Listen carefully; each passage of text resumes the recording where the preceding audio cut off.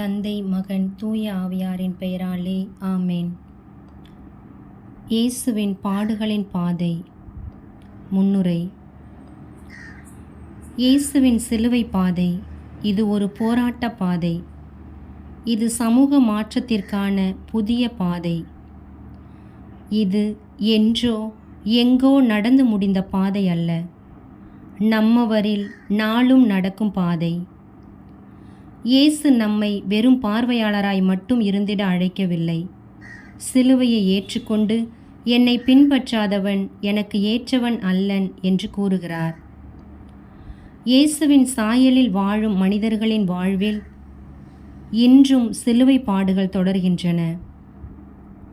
அப்பாடுகளை இயேசுவின் பாடுகளோடு இணைத்து சிந்திக்கவும் சந்திக்கவும் வேண்டிய மனமாற்றம் பெற்றிட வரம் வேண்டி இயேசுவின் திருப்பாடுகளில் நம் தடம் பதித்து பக்தியோடு இச்சிலுவை பாதையில் பங்கு பெறுவோம்.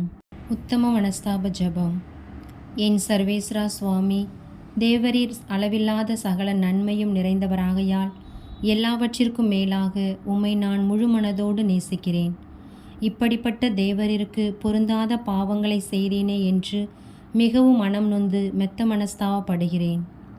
எனக்கிதுவே மனஸ்தாபம் இல்லாமல் வேறு மனஸ்தாபம் இல்லை. எனக்கிதுவே துக்கம் இல்லாமல் வேறு துக்கம் இல்லை. இனிமேல் ஒருபொழுதும் இப்படிப்பட்ட பாவங்களை செய்வதில்லை என்று உறுதியான மனதுடனே பிரதிஜனை செய்கிறேன். மேலும் எனக்கு பலன் போதாமையால் இயேசுநாதர் சுவாமி பாடுபட்டு சிந்தின திருரத்த பலன்களை பார்த்து என் பாவங்களையெல்லாம் பொறுத்து எனக்கு உம்முடைய வரப்பிரசாதங்களையும் மோட்ச பாக்கியத்தையும் தந்தருள்வீர் என்று முழு மனதோடு நம்பியிருக்கிறேன். திருச்சபை விசுவசித்து கற்பிக்கிற சத்தியங்களை எல்லாம் தேவரீர் தாமே அறிவித்திருப்பதனால் நானும் உறுதியாக விசுவசிக்கிறேன். ஆமேன். இயேசுநாதர் சுவாமி பாடுபட்ட முதல் நிலை. இயேசுவுக்கு தீர்ப்பிடுகிறார்கள். படைத்தவன் படைப்புக்கு தீர்ப்பு வழங்குவது முறை. ஆனால் இங்கு அந்த நிலை மாறி மானிடகுலம் தன்னை படைத்த இறைமகன் இயேசுவுக்கே தீர்ப்பு வழங்குகிறது. இந்த தீர்ப்பு அநியாயமான தீர்ப்பு, பாரபட்சமான தீர்ப்பு. அன்று இயேசுவை இஸ்ரேல் மக்கள் ஏற்றுக்கொள்ளவில்லை. யூத மத குருக்களுக்கும் பரிசேயர்களுக்கும் பயந்து இயேசுவை சாவுக்கு தீர்ப்பிட்டான் பிலாத்து. அவன் மட்டுமா? தவறு என்று தெரிந்தும் எல்லாரும் செய்கிறார்களே என்று கூட்டத்தையே சேர்த்து கொள்ளும்போது, தன்மானத்தை காக்க பொய் சொல்லும்போது, தற்பெருமையில் தவறிழைக்கும் போது, சந்தேக குணத்தால் அடுத்தவரின் மனதை புண்படுத்தும் போது நாமும் தான் இயேசுவை தீர்ப்பிடுகிறோம். நமது வாழ்வில் மற்றவர்களால் நமக்கு இழைக்கப்படும் கொடுமைகள், இன்னல்கள் அனைத்தையும் இயேசுவின் சிலுவையின் ஒரு சில பகுதிகள் என உணர்ந்து அவைகளை முழு மனதுடன் ஏற்று இறைவழியில் நடப்போம். ஜெபம். அமைதியின் தெய்வமே, எங்கள் வாழ்வில் மற்றவர்களால் இழைக்கப்படும் சிறு சிறு துன்பங்களும் நீர் சுமந்த சிலுவையின் பாகங்களே என்பதை உணர்ந்து அவைகளை முழு மனதுடன் ஏற்றுக்கொள்ள உமது அருளை தாரும். ஆமேன். எங்கள் பேரில் தயவாயிரம் சுவாமி, எங்கள் பேரில் தயவாயிரம். மரித்த விசுவாசிகளுடைய ஆன்மாக்கள் இறைவனின் இரக்கத்தினால் நித்திய சமாதானத்தில் இளைப்பாற கடவது. ஆமேன். இயேசுநாதர் சுவாமி பாடுபட்ட இரண்டாம் நிலை. திவ்ய இயேசுவை உம்மை ஆராதித்து வணங்கி உமக்கு நன்றியறிந்து தோத்திரம் செய்கின்றோம். அது ஏனென்றால் அச்சிஷ்ட பாரமான சிலுவையை சுமந்து உலகத்தை மீட்டு ரட்சித்தீர். ஆண்டவனின் தோளில் அவமானத்தின் சின்னம். பார சிலுவையை பரிதாபமாக சுமக்கும் இயேசுவை பாருங்கள். இந்த சிலுவை பழங்காலத்தில் அவமானத்தின் சின்னமாக கருதப்பட்டது. பலராலும் இழிவாக கருதி ஒதுக்கி வைக்கப்பட்டது. ஆனால் இயேசு இந்த சிலுவையை சுமந்த பிறகுதான் அதற்கு மேலும் பெருமை சேர்கிறது. அது அவமானத்தின் சின்னத்திலிருந்து புனித சின்னமாக மாற்றப்படுகிறது. அவரது வாழ்வில் நாமும் முழுமை பெற நம்மையே நாம் அவரோடு ஒன்றிக்க சிலுவைகள் சுமத்தப்பட வேண்டும். எனவேதான் அன்று இயேசு, என்னை பின் செல்ல விரும்புகிறவன் தன்னையே மறுத்து தன் சிலுவையை சுமந்து கொண்டு என்னை பின் செல்லட்டும் என்று தெளிவாக உறுதியுடன் கூறினார். எனவே இயேசுவின் பொறுமையும் சகிப்புத்தன்மையையும் நமக்கும் வர அவரிடம் வேண்டுவோம். ஜெபம்.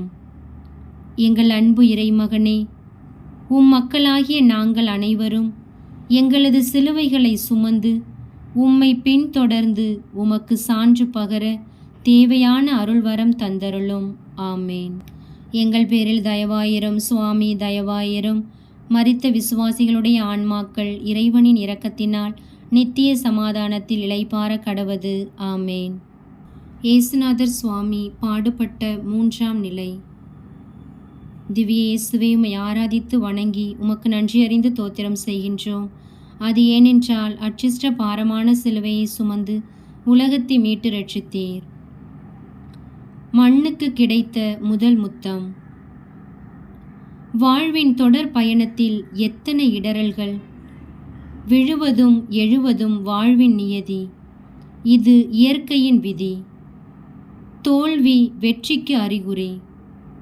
ஆனால் துன்பங்களை ஏற்க மறுப்பதும் தோல்விகளைக் கண்டு துவண்டு போவதும் மனித இயல்பு. இதோ இயேசுவின் வார்த்தை இன்றும் ஒலிக்கிறது. வாழ்வில் விழுந்து விட்டாயா? பயப்படாதே, எழுந்து நட என கூறுகிறார். ஆகவே மகனே, மகளே, அகந்தை, அவநம்பிக்கை, இருமாப்பு, வீண் பிடிவாதம், பலவீனம், தாழ்வு மனப்பான்மை, வீண் பெருமை, பொறாமை போன்ற அனைத்திலிருந்தும் எழுந்து நட. எனது மன்னிப்பும் அன்பும் உன்னை வழிநடத்தும். ஜெபம். எல்லாம் வல்ல இறைவா, எங்கள் வாழ்வில் நாங்கள் முதல் முறை விழுந்தவுடன் சோர்ந்து போகாமல் மீண்டும் எழுந்து பயணத்தை தொடர பலவீனங்களிலிருந்து விடுதலை பெற அருள் தாரும். ஆமென். எங்கள் பேரில் தயவாயிரும் சுவாமி, தயவாயிரும். மரித்த விசுவாசிகளுடைய ஆன்மாக்கள் இறைவனின் இரக்கத்தினால் நித்திய சமாதானத்தில் இளைப்பாற கடவது. ஆமேன். இயேசுநாதர் சுவாமி பாடுபட்ட 4ஆம் நிலை. கண்ணீரை தாங்கும் கருப்பை.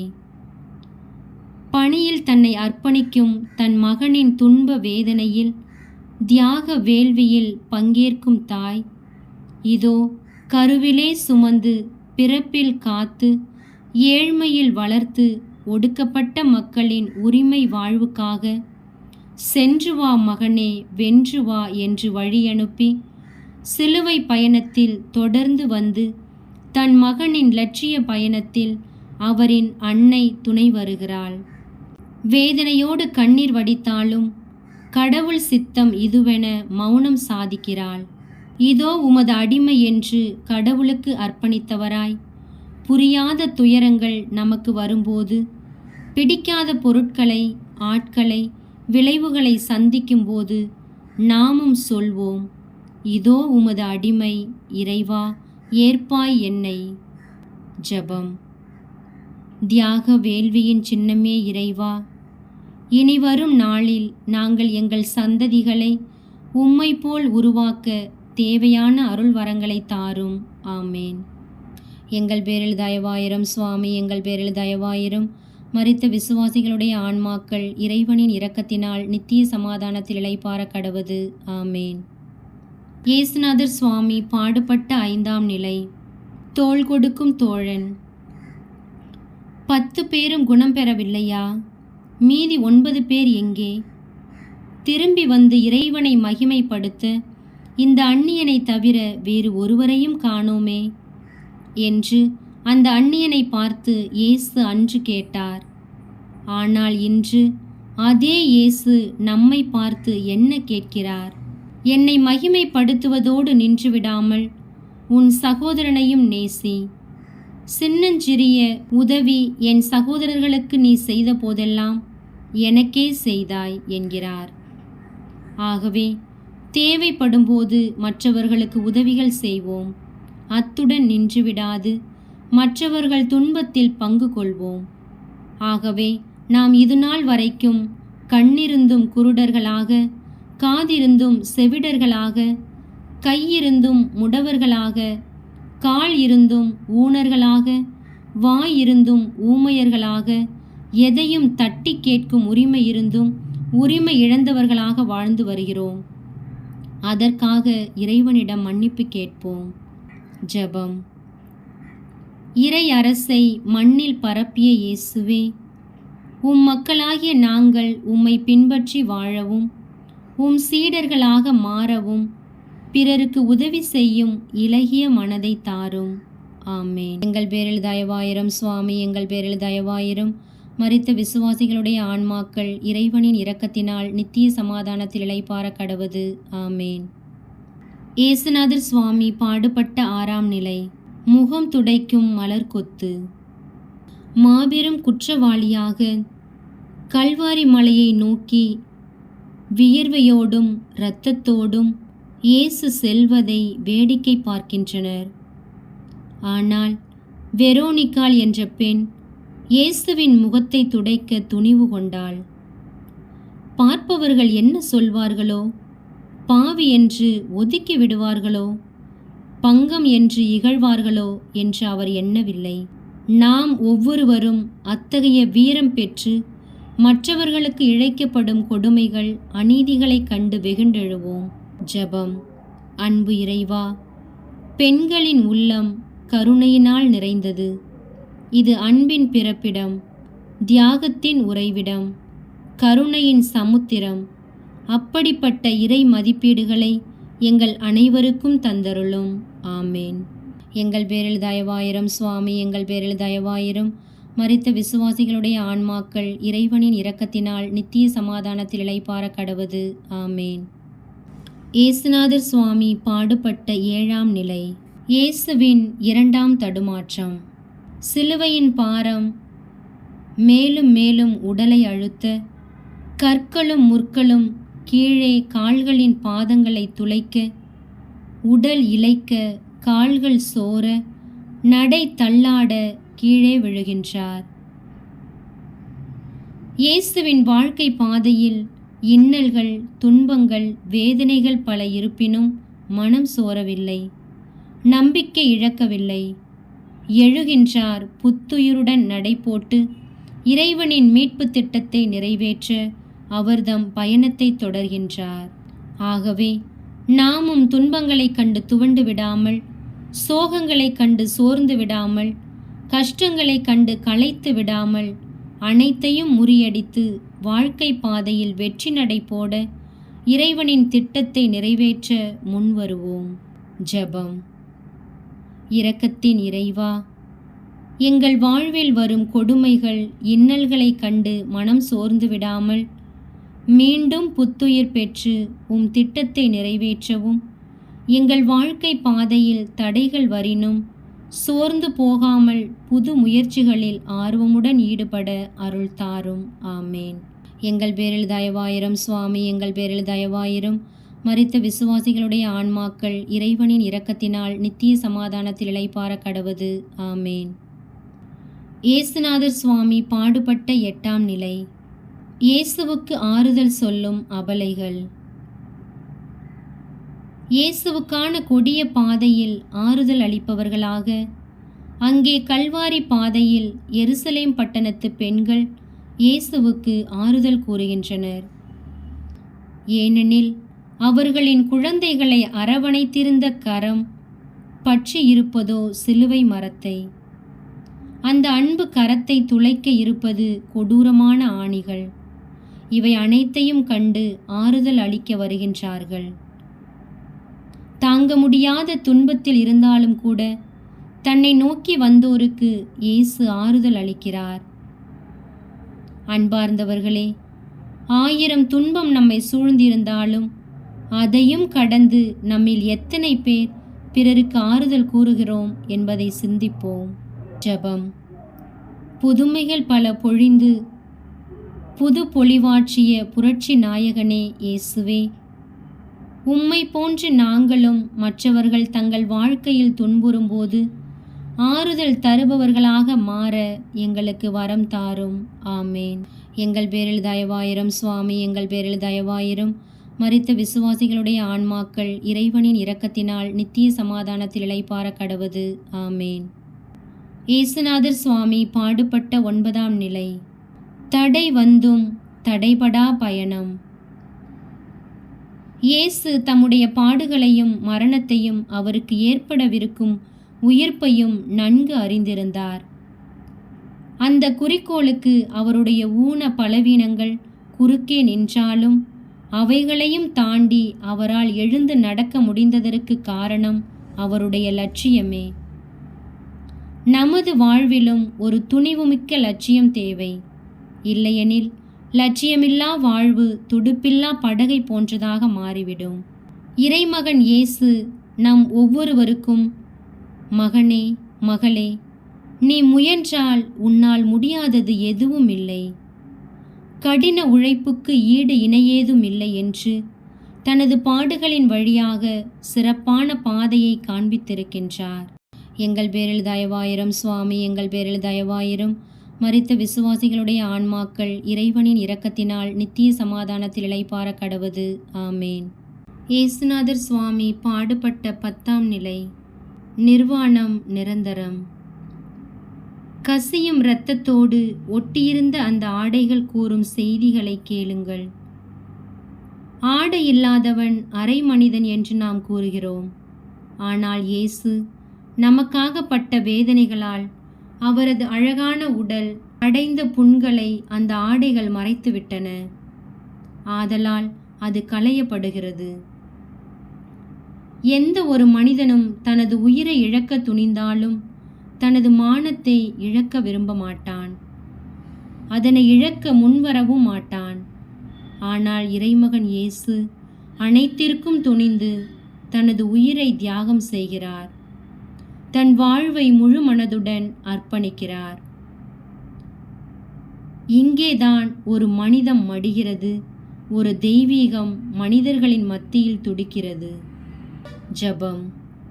எல்லாம் வல்ல இயேசுவே, எங்கள் வாழ்வில் பிறருக்காக நாங்கள் அவமானப்படுத்தப்படும் போது உம்மை போன்று பொறுமையுடன் ஏற்றுக்கொள்ள தேவையான ஆற்றலையும் சக்தியையும் தாரும்.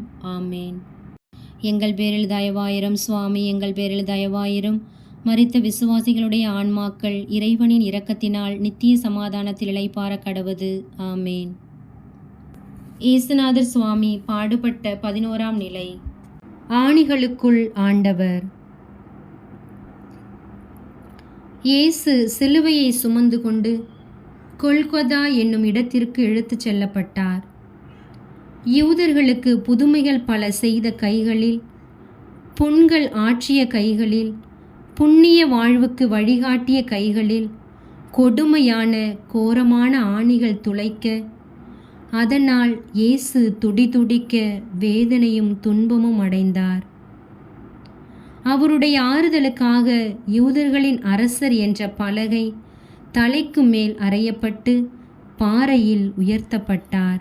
தரையை மட்டும் பார்க்க இயேசு விண்ணுக்கும் மண்ணுக்கும் இடையே பாலமாய் தொங்கிக் கொண்டிருந்தார். அப்போது அதை பார்த்த யூதர்கள், தலைமை குருக்கள், மறைநூல் அறிஞர்கள் அனைவரும் எள்ளி நகைக்க, இயேசு சொல்லண்ணா துயரம் அனுபவித்து மானிடத்தை புனிதமாக்க அனைத்தையும் பொறுமையுடன் ஏற்றுக்கொண்டார். ஜெபம். இயேசுவே, நாங்களும் உம்மை போன்று எம் வாழ்வை மற்றவர்களுக்காக அர்ப்பணித்து உண்மையின் சாட்சிகளாக உமக்கு சான்று பகர வரம் தாரும். ஆமேன். எங்கள் பேரில் தயவாயிரும் சுவாமி, எங்கள் பேரில் தயவாயிரும். மரித்த விசுவாசிகளுடைய ஆன்மாக்கள் இறைவனின் இரக்கத்தினால் நித்திய சமாதானத்தில் இளைப்பாற கடவது. ஆமேன். இயேசுநாதர் சுவாமி பாடுபட்ட 12ஆம் நிலை. ஆதவனின் அஸ்தமனம். நண்பகல் தொடங்கி நாடெங்கும் 3 மணிக்கு இருள் உண்டாயிற்று.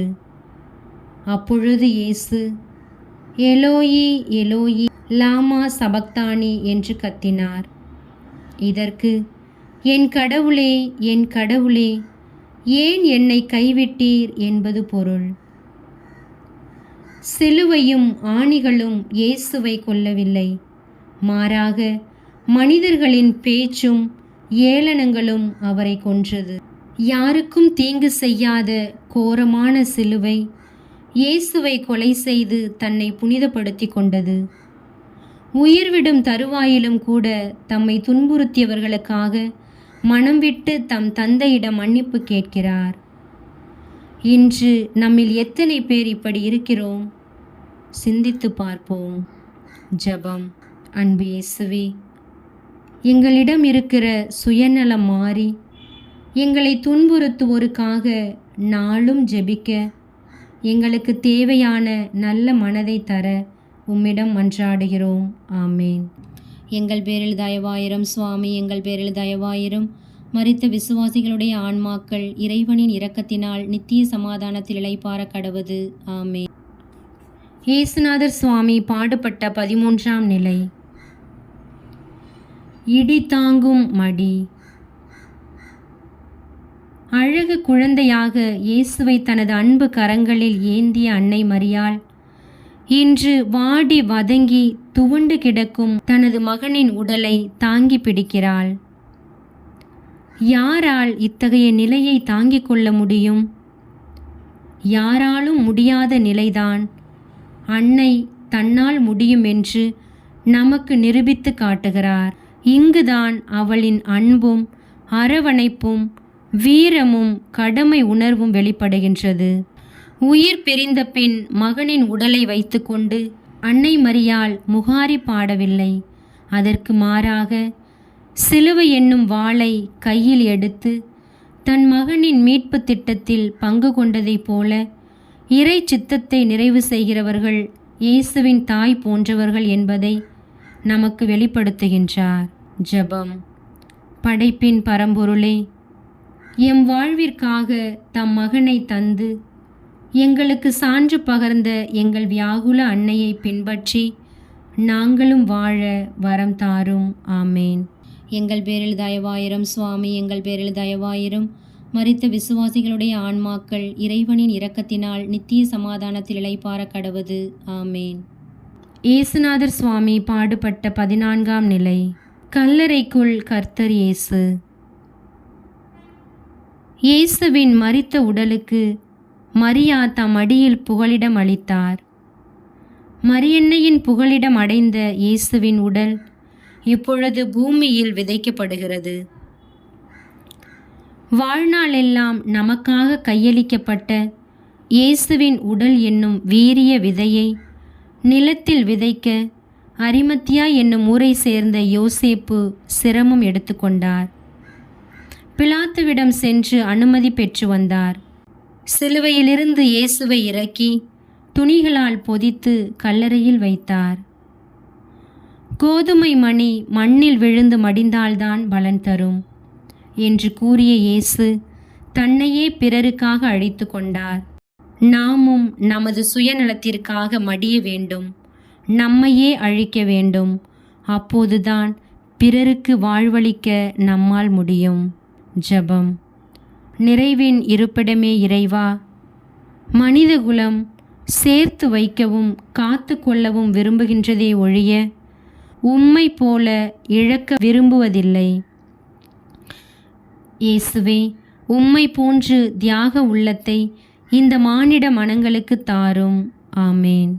எங்கள் பேரில் தயவாயிரும் சுவாமி, எங்கள் பேரில் தயவாயிரும். மரித்த விசுவாசிகளுடைய ஆன்மாக்கள் இறைவனின் இரக்கத்தினால் நித்திய சமாதானத்தில் இளைப்பாற கடவது. ஆமேன்.